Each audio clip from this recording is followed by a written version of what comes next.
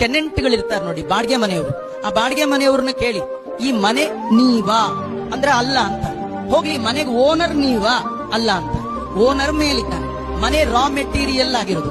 ಹಾಗೆ ಜೀವ ವಾಸ ಮಾಡುವ ದೇಹ ಅನ್ನುವ ಮನೆ, ಗೇಹ, ಇದು ಪೃಥ್ವಿ, ಅಪ್ಪ, ತೇಜಸ್, ವಾಯು, ಆಕಾಶ, ಪಂಚ ಏನು ಭೂತಗಳಿದೆ, ಇವುಗಳ ಮಿಶ್ರಣದಿಂದ ಆದದ್ದು ಈ ಮನೆ. ಈ ಮನೆ ಓನರ್ ಕೂಡ ನಾವಲ್ಲ. ಅದೇ ತಾನಲ್ಲ, ತನ್ನದಲ್ಲ, ತಾನೂ ಅಲ್ಲ. ಇದಕ್ಕಿಂತ ಭಿನ್ನನಾಗಿ ಜೀವ ಇದ್ದಾನೆ, ತಾನಲ್ಲ, ತನ್ನದೂ ಅಲ್ಲ. ಯಾಕಂದ್ರೆ ಈ ದೇಹಕ್ಕೆ ಒಡೆಯ ಸಾಧನ ಶರೀರ ಇದು ನೀ ದಯದಿ ಕೊಟ್ಟದ್ದು. ದೇವರು ನಮ್ಗೆಲ್ಲ ಸಾಧನೆ ಮಾಡ್ಲಿಕ್ಕೆ ಈ ಬಾಡಿ ಲೀಸ್ ಕೊಟ್ಟಿದ್ದಾನೆ. ಕೆಲವರಿಗೆ 30 ವರ್ಷ, ಕೆಲವರಿಗೆ 50 ವರ್ಷ.